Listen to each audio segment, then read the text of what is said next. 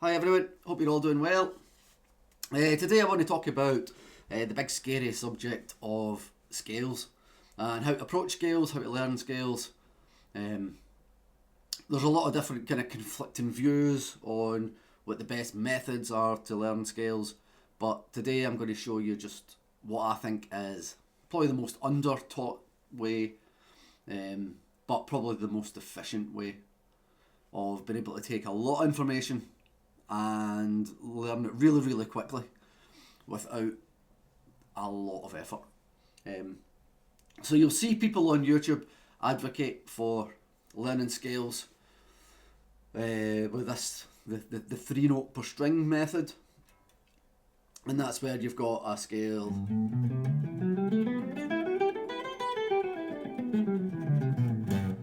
where you've got each string has got 3 notes on it. But the bad way about that is that because the scale's got 7 notes in it, each note of the scale will have a different starting point, each with 3 notes on a string, which means you're going to have 7 big scale shapes to learn for all 12 keys, which is a massive pain. You'll see people advocate for the cage system way, which is where they take a chord block like this, and then they put a scale around that chord,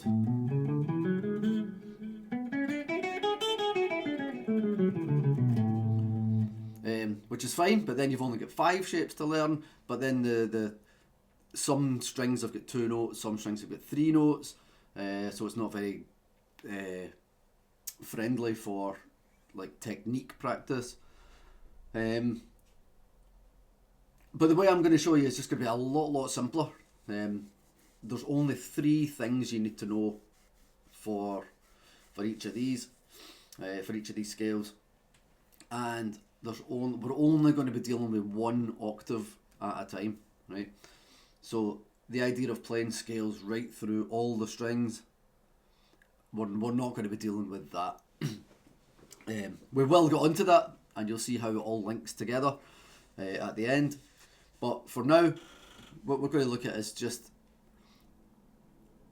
from where we take off from the last lesson, which was finding the notes on the neck. If you remember, all of these cage system shapes, the C shape, the A shape, the G shape, the E shape, and the D shape. So all of those chord shapes, but we're looking at where the root notes lie within them. In the C shape, we had the root note here and here, on the A string and the B string. In the A shape, our root note was on the A string and the G string. In the G shape, we had 3 root notes. We had one on the low E string, the G string here at the 5th, and the high E string here at the 8th. These are all just C notes I'm dealing with just now, by the way. And the E shape, we had a low note, a C on the E string, D string, and high E string. And for the D chord shape, we had a root note on the D string and that B string. And we said, like, when we look at the root notes like that, taking the chord and then breaking it down to the skeleton of what's in the chord, where those root notes lie, that's really important to see, because what we then do is we use we use 1 root note to connect to the next root note via scales, arpeggios, pentatonic scales. It doesn't really matter. So if we take this C note here, and then the next octave up on that D string, we're going to connect this to this with a major scale. So, and the reason I'm going to do a major scale first is because I'm not going to do pentatonic scales or anything like that. It's because all other scales are compared to the major scale. The major scale is like the parent of all, the daddy of all scales. So once you see the major scale formula, and how it's made, just doctoring that formula and doctoring the notes within the major scale will give you the minor scales, the Dorian scales, Mixolydian scales, anything like that. So if you learn the major scale first and where the notes lie and how they look, then when it comes to learning other scales, it just becomes that wee bit easier. And again, we're only taking one octave, so we're not dealing with a full set of strings or a full shape or anything like that at this the moment in time. So the very first shape we're going to look at is, so here's C on the 8th fret here, and this is starting with the first finger. Then the major scale is going to follow this pattern here. We've got the root, we've got a major second, so it's important to be able to see what these intervals are, what the names of these intervals are, and where they lie on the guitar within this shape in relation to the root note that we're playing. So this is a major second. This is what a major second looks like from the first finger here. So wherever you place this, that's a major second interval, right? So this is root, second, major third here at the 12th. So look at that distance there, that's what a third looks like, major third. The 4th note of the scale is right underneath the root. The 5th is 2 frets higher than the 4th. So this is your power chord shape. If you've seen power chords, you might see them written as G5, F5, D5, C5. That basically means it's just a C with the 5th note of the scale. 1, 2, 3, 4, 5. So that's what a 5th looks like. A 6th is up here at the 12th. That's what that looks like in relation to the root here. That's a 6th. Major 7 is here on the 9th fret, and it's 1 fret below the octave. There's your octave there. So we've connected this C to this C via this major scale pathway. 1, 2, 3, 4, 5, 6, 7, 1. And that order of notes, 1, 2, 3, 4, 5, 6, 7, that's the formula for the major scale. And that's what the pattern looks like, starting on the first finger.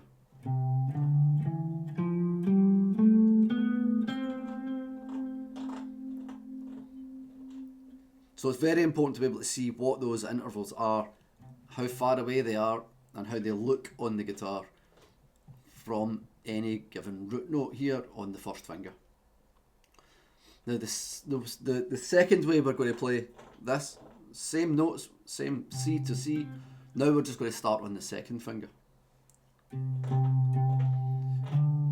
Major second's in the same place here at the 10th. Now the third is here on the 7th. So when you start on the second finger, the major third now looks like this on the guitar. First finger looks like this. So now you've got 2 ways of playing a major third.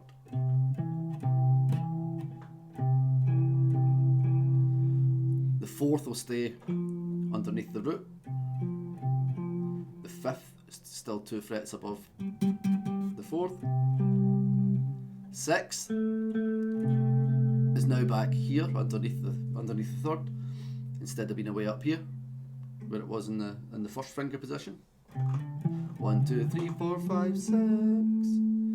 Now it's over here. Major 7 in the same place here on the 9th, just before the octave again. So that's 2 different fingering shapes for the same scale.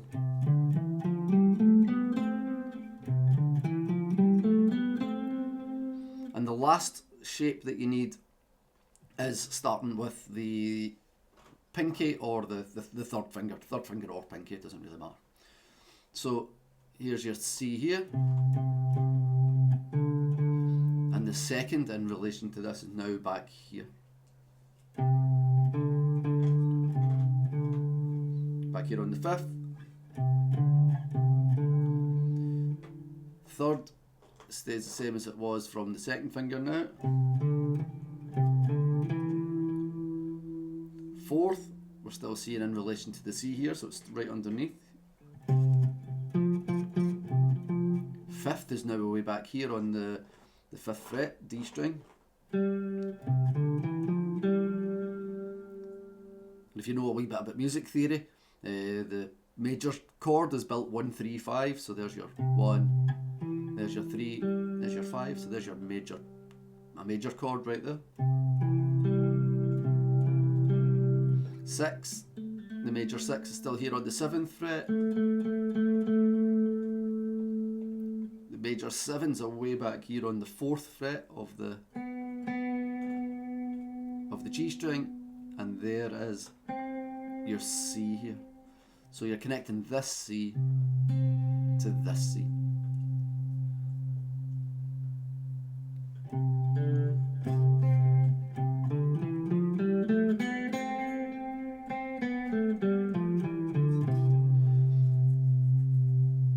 So that's, if you can see the root notes, for the first finger shape you're connecting this to this.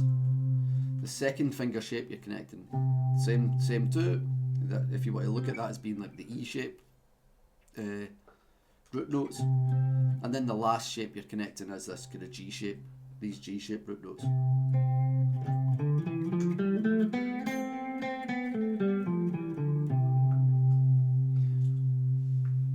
So you might think, and that's all you need. That is all you need for the major scale. The biggest pain in the arse here is this B string, because it's not tuned properly. When it comes to playing these same shapes on different groups of strings, you'll need to make an allowance for the visual aspect of these scales. That B string needs to be shifted up because of the tuning of the guitar. But for the most part, the more time you spend just running through these slowly and getting the intervals in your head, the more understanding you're going to have of the notes and the intervals that you're playing with. And what I mean by that is, if you learn these scale shapes as just these big 3-note per string things,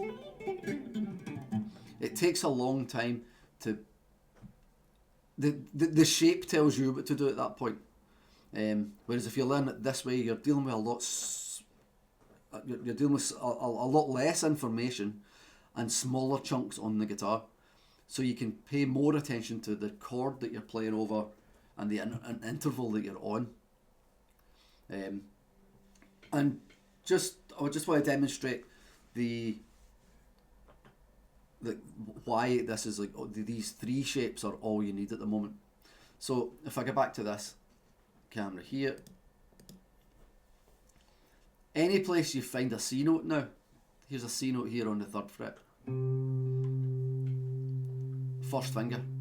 You've started that with the first finger shape, so you know what the first finger shape is going to look like. It's this big stretchy one.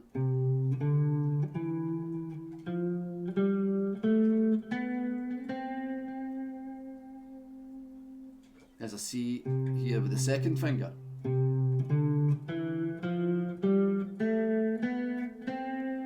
You know what that shape is there. Here's a C here with my 3rd finger. We've already played this shape.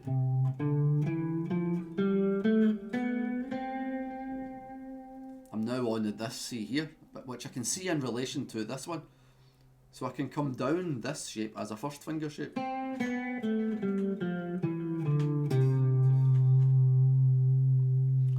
I can find C here. That's a first finger shape.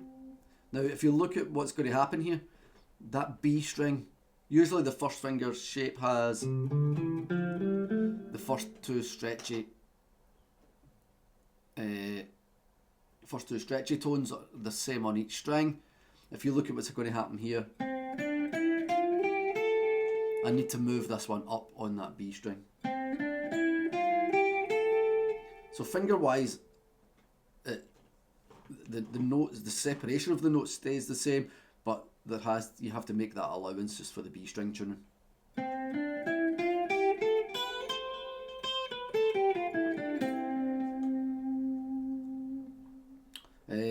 I could do the second finger from here. Usually it would be back here, if you remember. But now I need to move this up a fret for the B string.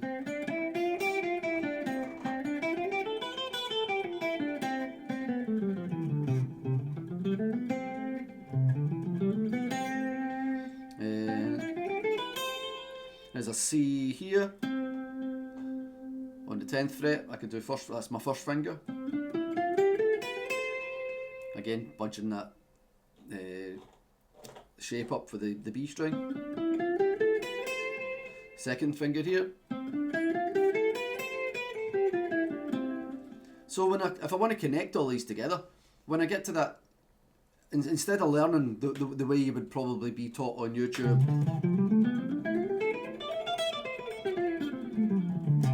you'd get shown all of that as one big chunk of information. But the way I would break that down is just break it down into the octaves, play from here. That's your first finger shape. That's your C to C. And then when you get to this C, you're landing on C with a second finger shape. Then you're landing on this C at the top here with a third finger shape.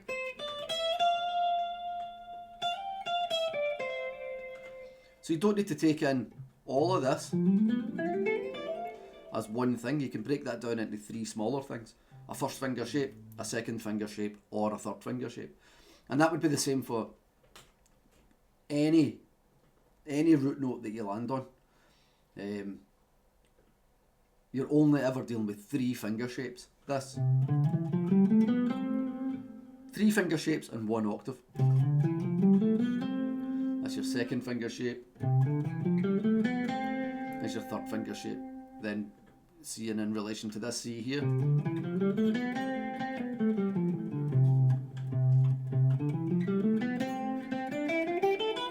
So my second finger shape there. First finger shape there.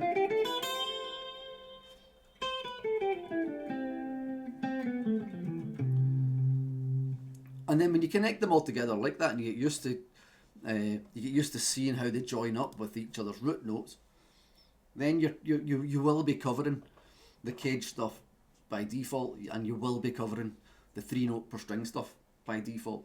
It's just that this way is a far quicker way of dealing with smaller shapes, and you've only got 3 of them. First finger shape, second finger shape, third finger shape, and they all join up at the root note crossovers, where this meets this, where this meets this, where this meets this.